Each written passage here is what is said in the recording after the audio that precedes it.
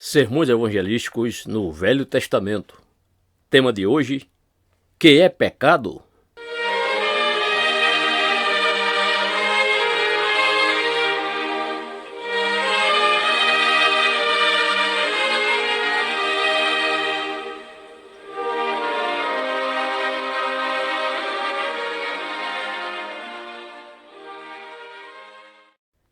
Então disse Davi a Natã: pequei contra o Senhor.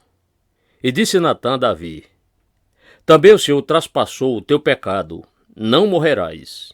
2 Samuel capítulo 12, verso 13.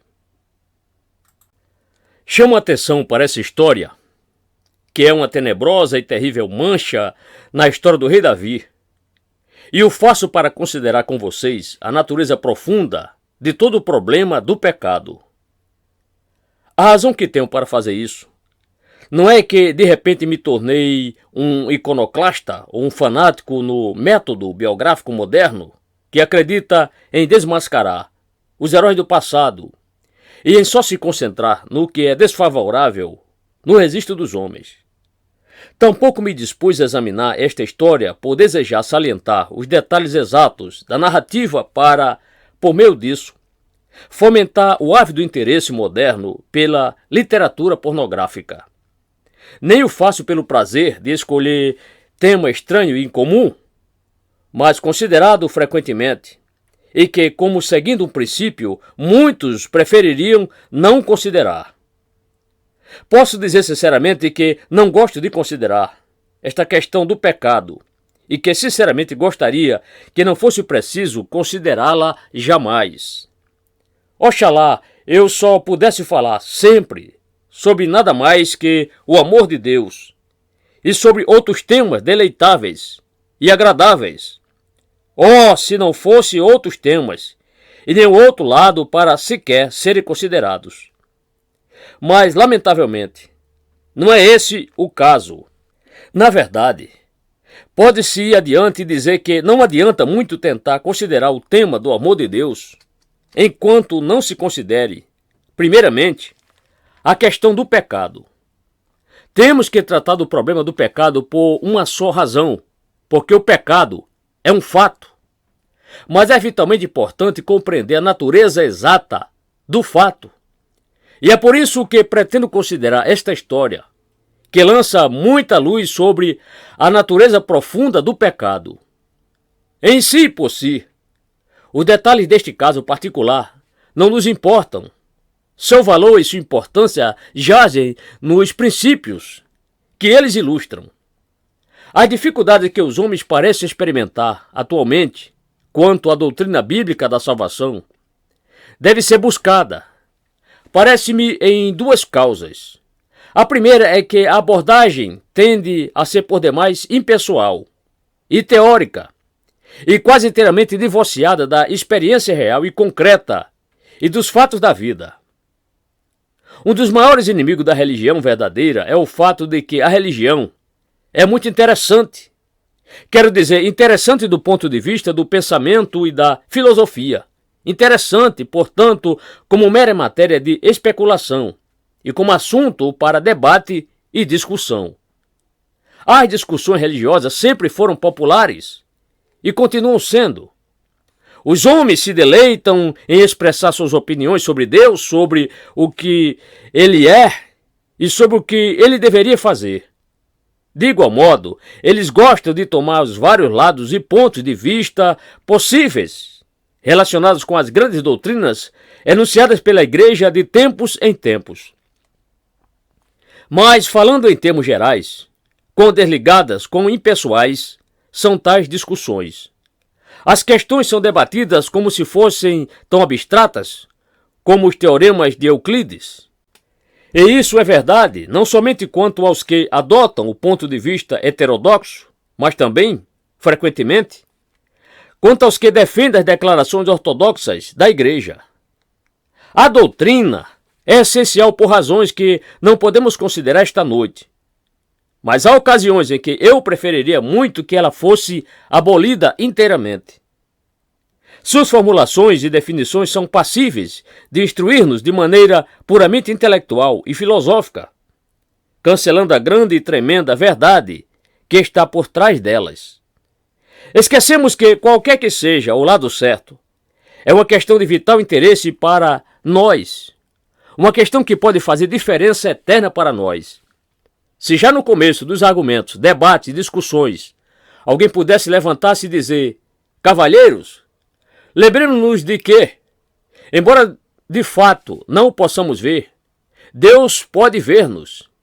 E de que, embora não possamos ouvi-lo com ouvido natural, Ele pode ouvir-nos e de fato nos ouve. E mais, lembremos-nos de que seus olhos estão sobre nós aqui e agora, e seu ouvido está aberto para as nossas palavras.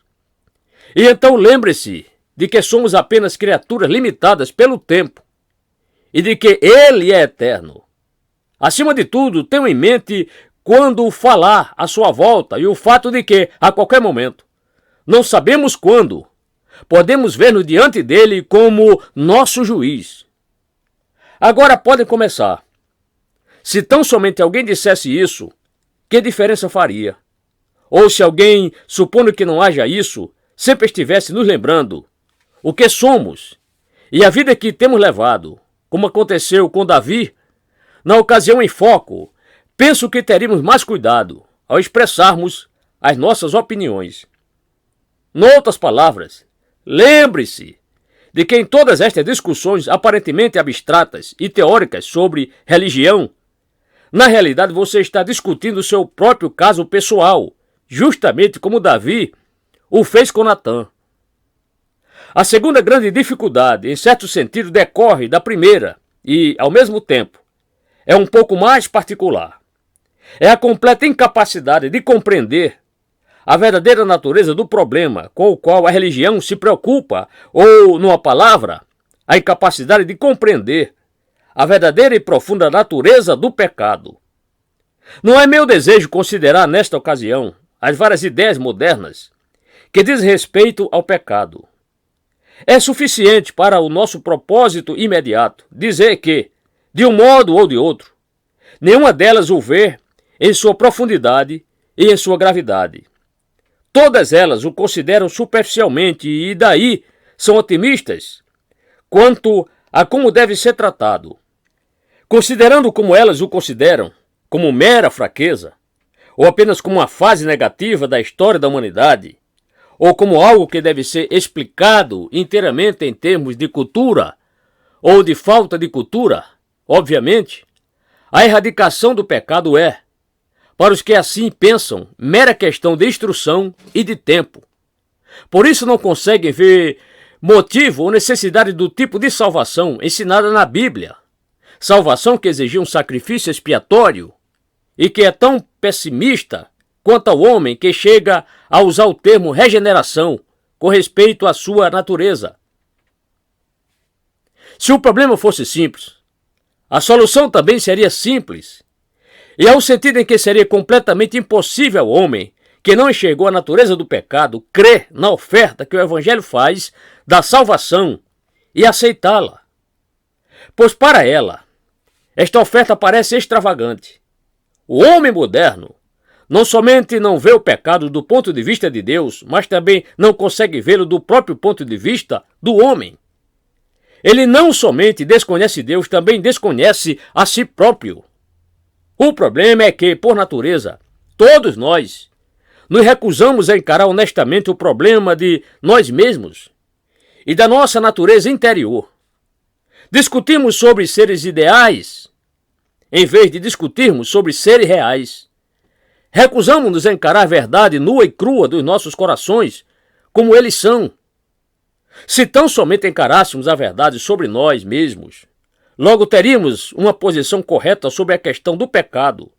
Logo compreenderíamos a sua natureza terrível e medonha e, acima de tudo, sua terrível força, seu terrível poder. E é com o fim de nos socorrermos e nos ajudarmos a fazê-lo, é que eu chamo a atenção para este incidente. O rei Davi sobressaía como um dos maiores homens do Velho Testamento, se não o maior. Mostram-se nele todos os sinais de uma verdadeira grandeza. Não somente isso, ele é uma das personalidades mais cativantes que não somente admiramos, mas também amamos. Além disso, era um bom homem, um homem religioso, um homem piedoso. Mas talvez o traço proeminente do seu caráter seja a sua nobreza essencial. Certamente não há, em parte alguma, na literatura nada mais grandioso que a lealdade e a fidelidade de Davi para com o rei Saul. Apesar dos insultos e abusos dele sofridos, apesar da inveja e, de fato, da atitude traiçoeira, apesar das repetidas tentativas de Saul contra a sua vida e de sua continuada perseguição contra ele de lugar em lugar, Davi ainda fala dele em termos de real respeito e afeto e como alguém desejoso de servi-lo. Em 2 ocasiões, a vida de Saul esteve nas mãos de Davi, e muitos diriam que, em vista do que Saul lhe tinha feito, e em vista do que Davi sabia do futuro, ele seria plenamente justificado se o matasse. Mas Davi não fez isso, ainda que encorajado por todos a fazê-lo. E quando o homem vem informá-lo da morte de Saul, confiante em que a notícia agradaria Davi, surpreende-se ao ver que Davi ficou dominado pela tristeza. Quer dizer que a promoção de Davi ao trono e ao reino não significava nada para ele.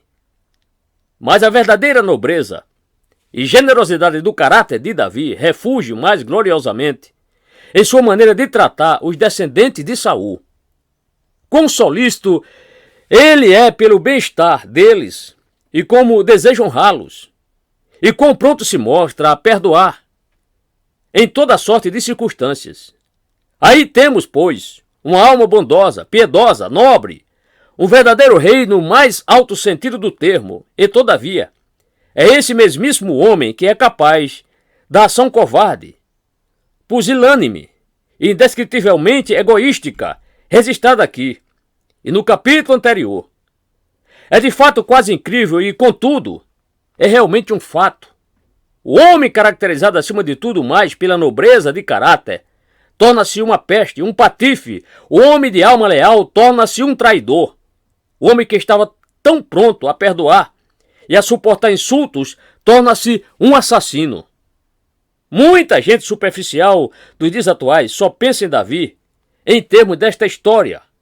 Para tais pessoas, seu nome é um provérbio e um exemplo do baixo estado moral em que se encontrava o mundo daquele tempo antigo, mundo que elas consideram primitivo em comparação com o mundo atual. Essa ideia, porém, se baseia na ignorância ou numa voluntária distorção dos fatos. Davi era o homem que descrevemos acima. O fato descrito nesta história é uma grande nódoa em seu brasão. Mas o que é terrível e aterrador é que uma coisa dessa natureza não somente está ali, porém que essa coisa possa realmente acontecer com tal homem.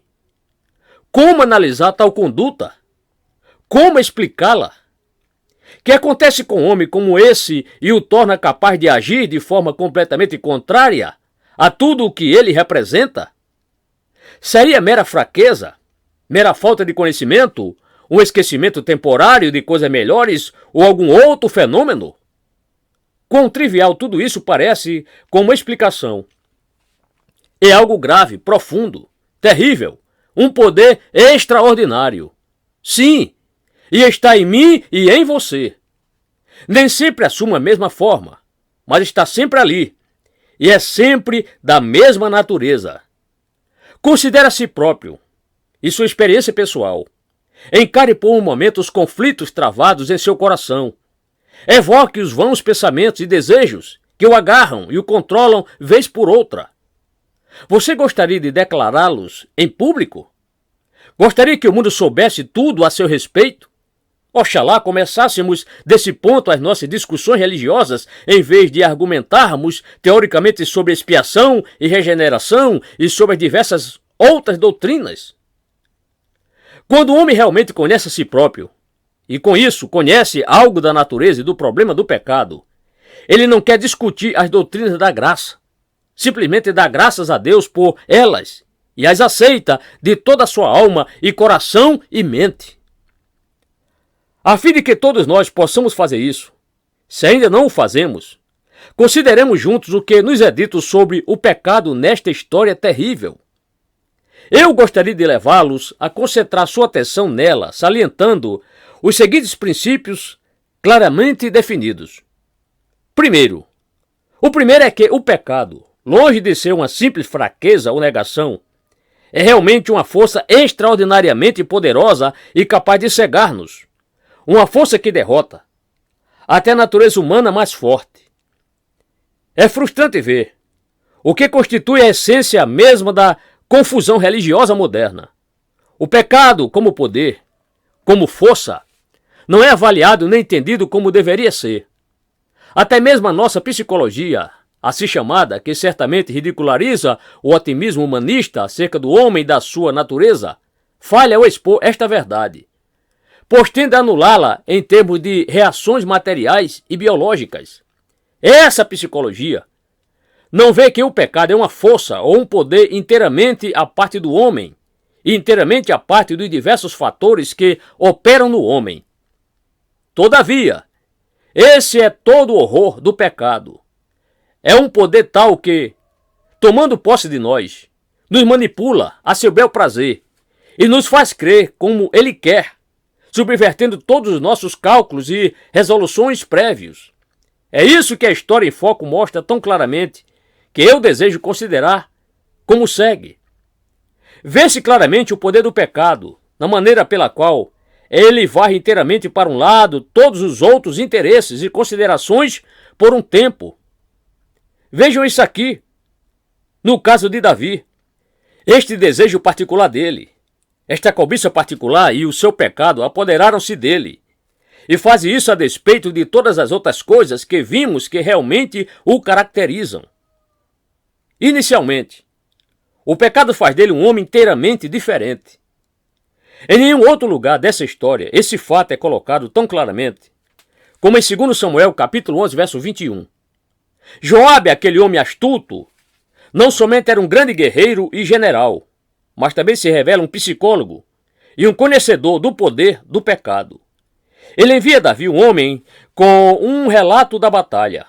As coisas não iam bem e Joabe tinha cometido um erro. Ele sabia que Davi, na qualidade de general, ia ficar aborrecido e por isso instruiu o mensageiro sobre o que deveria dizer quando visse subir a ira de Davi. Tudo o que ele tinha que dizer era: também morreu teu servo Urias, o heteu. Normalmente Davi ficaria muito inquieto e preocupado com o sucesso das suas tropas, a derrota do inimigo e a honra do nome de Israel. Mas, sob a pressão do pecado, estas coisas, todas, não contam e se tornam completamente sem importância. Davi vê e deseja uma única coisa e, contando que se sinta satisfeito e beneficiado, não importam o preço e o custo. Esta única coisa varre para o lado o orgulho pátrio e racial, o orgulho pela façanha militar e tudo mais. É uma paixão consumidora. Bem, isso é apenas uma ilustração daquilo que sempre é verdade a respeito do pecado. Pensem no homem irritado e raivoso, pense em si mesmo nessa condição. Ele diz e faz coisas que nunca faria nem diria normalmente e que lamentará amargamente depois. Mesmo enquanto as diz, há dentro dele uma voz que o adverte e que procura contê-lo, mas de pouco vale. Este poder terrível em seu íntimo o pressiona e o impele, e ele fica desamparado. No momento não lhe importa quanto possa ferir, nem quantas consequências possam advir. A única coisa que ele deseja é fazer e dizer aquilo que o domina no momento. Inveja e ciúme, malícia e mordacidade, tudo age da mesma maneira. Quão inteiramente esses sentimentos nos monopolizam e nos consomem. A pessoa invejosa, homem ou mulher, não consegue ver nada senão o objeto da sua inveja. O fato de tal pessoa estar bem não lhe é suficiente e não a satisfaz. O que importa é o outro objeto. Embora tenha tudo quanto uma pessoa deseja, isso não a satisfaz. Se deseja aquilo que outra pessoa tem. E sob a terrível pressão e força desta paixão, algumas das coisas mais terríveis que acontecem nesta vida se realizam. O invejoso é, no sentido, um demente, um maníaco. Ou pense também como um erro. Imaginar o real pode nos dominar. O desejo de vingança espera a oportunidade de retaliação e revide. Mas pense igualmente na maneira pela qual os homens arriscam sua reputação, seu caráter, sua honra e às vezes até sua vida e sua saúde para satisfazer algum desejo. Um homem pode amar profundamente sua mulher e seus filhos, mas se, lamentavelmente, é um escravo do pendor para a bebida, eles serão empurrados para um lado. Um homem pode ter orgulho do seu lar provindo de nobres ancestrais e de suas posses, mas se tornar escravo da mania do jogo, sacrificará todos os seus bens morais e materiais. Mas eu não preciso continuar. Isso explica casos como este de Davi. Isso por si só é suficiente para explicar a queda de tantos homens nobres de sua alta posição e explica tudo o que, em nossa presente situação, nos causa vergonha. O pecado varre para um lado todos os outros interesses e nos controla inteiramente. Podemos, porém, expor este ponto de maneira ligeiramente diversa, observando que o pecado paralisa o nosso melhor juízo. É por isso que ele leva a todos os resultados que acabamos de considerar. E também é por isso que todas as ideias otimistas acerca de lidar com o pecado, pela educação, etc., são tão pueris e patéticas. Davi e seu filho Salomão são os dois homens mais sábios e mais idôneos do Velho Testamento. Contudo, ambos são culpados de pecado e de um tipo marcante. Mas a mesma coisa é verdade a respeito de todos os homens importantes, cultos e sábios do mundo. Uma coisa é traçar ou conhecer bem um código de ética. A dificuldade está em pô-lo em prática. Num sentido, todo pecado que cometemos é pecado contra o nosso melhor juízo. E sempre é fruto de uma batalha entre a consciência e esta força, este poder terrível. E como é sutil o pecado em seu argumento, como é esperto em sua habilidade de torcer e perverter, o que sabemos que é a verdade propriamente dita. Por isso o remorso sempre acompanha o pecado e nos deixa sem nenhuma desculpa. Depois de cometermos um pecado, ira e descontrole emocional, desejo de vingança ou crueldade, luxúria ou cobiça, ou seja o que for, bem pode ser que nós simplesmente não consigamos entender a nós mesmos ou explicar a nós mesmos como foi que chegamos a fazer tal coisa. Vê-se aí que não há nada que esteja em favor do pecado e que tudo está contra ele. Contudo, nós o cometemos. Por quê? Há somente uma explicação. Este poder chamado pecado nos paralisou e nos cegou. Assenhoreou-se de nós e nos dominou. Conhecer o certo e o errado não nos preserva do pecado. Pela lei veio o conhecimento do pecado, Romanos 3, verso 20, e não sua cura. Porque não faço o bem que quero, mas o mal que não quero, esse faço. Romanos 7, 19. Essa é a confissão de um homem dotado de capacidade, conhecimento e cultura. Um perito na lei, um fariseu dos fariseus. Saulo de Tarso. O conhecimento é excelente, mas é um escudo vão e uma proteção inútil contra os dados inflamados do maligno. Efésios 6,16. O segundo princípio geral para o qual eu desejo chamar a sua atenção é o que declara que o pecado é completamente indefensável e merece punição. Já tocamos neste ponto em nossa declaração acima, mas o real valor de 2 Samuel, capítulo 12, é que essa passagem assinala esta verdade de maneira particularmente clara e incontrovertível. Exclui todo apelo e toda escusa que se possa apresentar quanto ao pecado e mostra que o conhecimento que possuímos já tira a base de sob os nossos pés, quando tentamos defender-nos em termos do desenvolvimento e da evolução. Antes de tudo, ele nos mostra que o próprio homem condena o pecado e afirma que ele merece a mais severa punição. Esse é o real golpe de mestre na entrevista entre o profeta Natã e Davi. Ele faz com que Davi lance um veredicto imparcial e desinteressado sobre si mesmo e sobre o seu procedimento. Toda a dificuldade da questão do pecado é que raramente o consideramos desse jeito e dessa maneira. Sempre nos pomos na defensiva. E as nossas ideias são coloridas por nossos atos e pelas consequências que tememos que se seguirão a qualquer opinião que acaso expressemos. Sempre nos dispomos a defender-nos. E é notável quão espertos todos nós somos para dar explicações do que fizemos.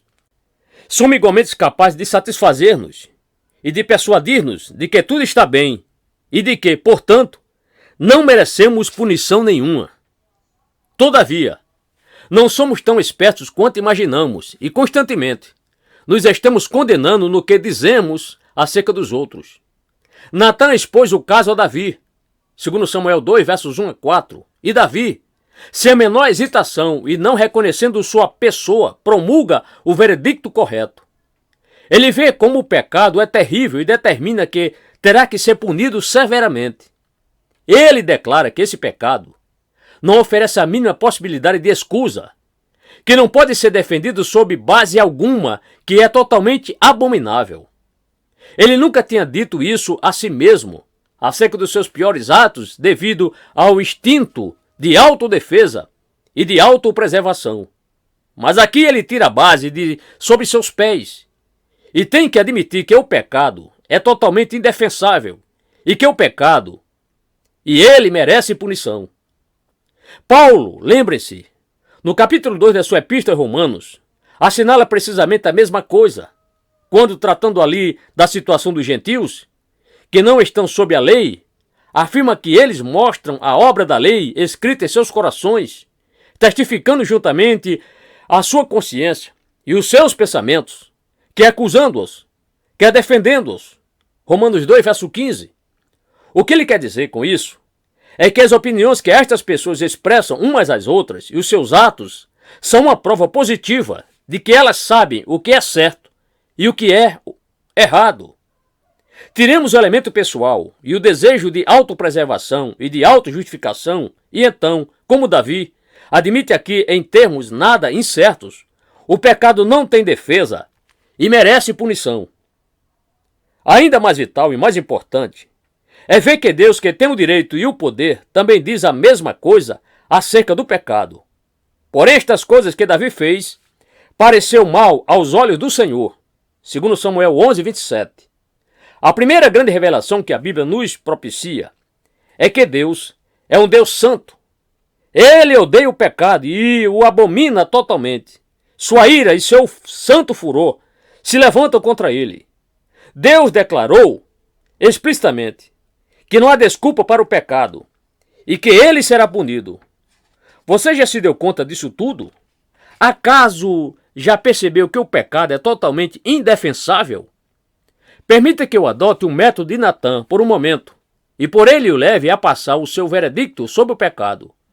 Ouça com toda atenção os seguintes casos, lembrando-se de que você atua como juiz.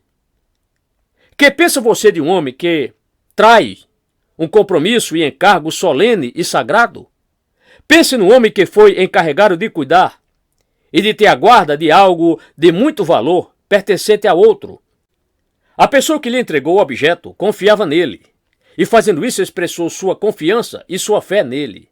Mas o homem, em vez de guardar o referido objeto e de cuidar dele, apropria-se indebitamente dele, vende-o e usa o produto para o seu usufruto pessoal e para satisfazer sua cobiça e seu desejo de prazer.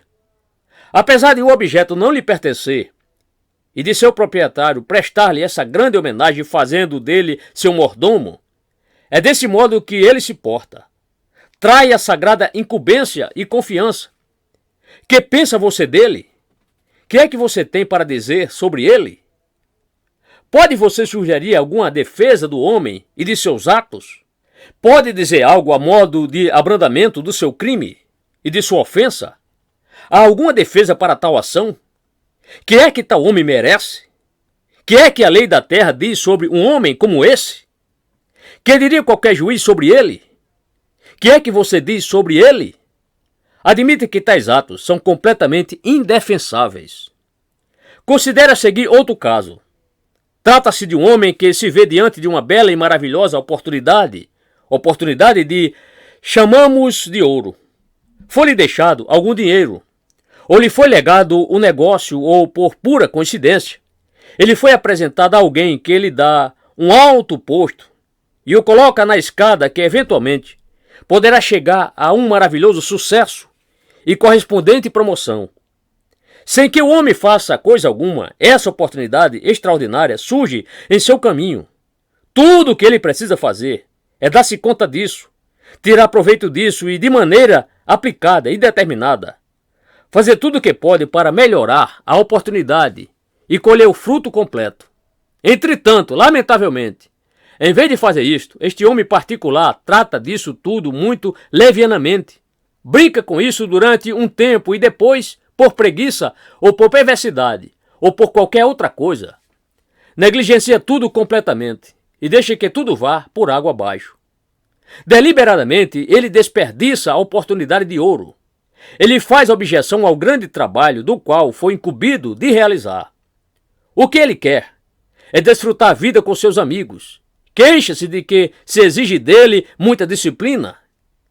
Embora se lhe mostre claramente que, dada esta espantosa oportunidade, um pouco de aplicação de sua parte agora levará a resultados tremendos e incríveis no futuro, ele não dá a mínima. Prefere satisfazer seu ego agora. Deliberadamente joga fora seu grande momento e sua oportunidade e por fim se vê sem nenhum tostão e sem eira nem beira. Quer dizer dele? Que é que você tem para dizer sobre ele? Dispõe-se a defendê-lo e a justificá-lo? Pode você dizer algo em seu favor? Merece ele alguma coisa senão miséria, desgraça, fracasso e castigo? E que dizer do homem que faz esse tipo de coisas várias vezes? Passemos então a outro caso. Pense no homem a quem outro homem mostrou grande bondade e em quem confiou da maneira mais magnânima. Um homem a quem, se lhe parece bem, foi dada a incumbência de cuidar de coisas muito valiosas, como no primeiro caso hipotético que lhe descrevi. Suponhamos que quando aquelas coisas valiosas foram perdidas, o dono perdoou o homem a quem tinham sido confiadas, apesar da sua traição, deixou de puni-lo, absolveu-o sem nada exigir, e longe de tomar-lhe o cargo de mordomo, não somente lhe deu outra chance, mas de fato deu-lhe uma promoção, e se empenhou em ser bondoso para com ele. Mas o homem, em vez de apreciar adequadamente tudo isso, só tira o proveito que pode dar oportunidade e, de resto, insulta o generoso benfeitor. Toda a sua atitude para com ele é de ingratidão e de incapacidade de apreciar a generosidade da ação praticada em seu favor. Mal leva em conta a sua presença. Chega a insultá-lo e a reclamar dizendo que, de um modo ou de outro, ele foi mau. E considera aquele que lhe mostrou tanto amor e bondade como seu inimigo.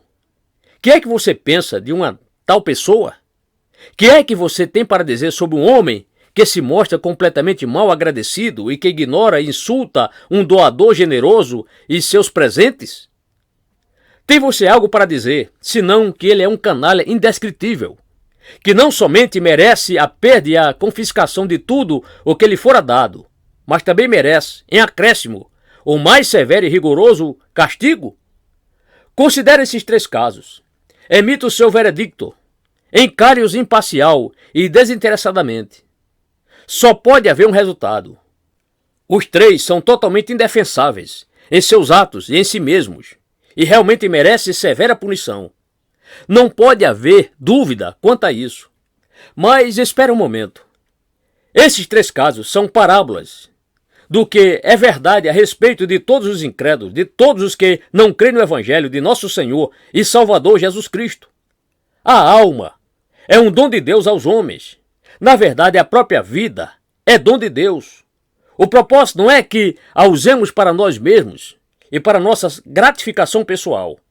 Deus nos deu este tesouro para que o guardemos e o preservemos, para que o manejemos de modo desejado por Ele e para que, no fim, prestemos contas a Ele da nossa mordomia. Ninguém tem direito de viver como quer e de manejar a imagem de Deus como lhe apraz. Pecado é roubo e usurpação. O homem se tornou um rebelde que usa a propriedade de Deus para seus fins pessoais. Você condenou o homem que fez esse tipo de coisa. O que é que você tem feito com sua alma? O que é que você tem feito da vida que Deus lhe deu por algum tempo? Considere o que você está fazendo. Seus pecados estão sob sua própria condenação. Quanto mais, sob a condenação de Deus. Mas considere também o homem que joga fora e esbanja uma oportunidade de ouro. Que louco ele é! E todos nós condenamos tal homem e dissemos que ele mereceu perder tudo e ficar na miséria. Mas será que você percebeu que ali você pode ter estado condenando a si mesmo? Deus em Cristo lhe oferece nova vida, uma vida de poder e de vitória sobre o pecado, uma vida de real felicidade, paz e alegria. E após a vida neste mundo, ele se oferece para dar-lhe livre entrada no céu, fazer de você um rei com todos os gozos da bem-aventurança eterna. Ali lhe é oferecido tudo isso, tudo que os santos têm conhecido e experimentado. Você aceitou a oferta? Você agarrou com ambas as mãos e tem feito o máximo que pode com tanta bênção? Você acha que a exigência é muito grande, que a disciplina requerida é por demais severa? Você gosta muito do caminho do mundo e da vida mundana? Você prefere apegar-se a já algumas coisas que só podem durar uns poucos anos e que nunca o satisfarão completamente? Seria possível? Recorde o veredito que você mesmo passou sobre o tipo de homem que fez isso. Ele mereceu o que recebeu. Você gritou. Sim, você está certo.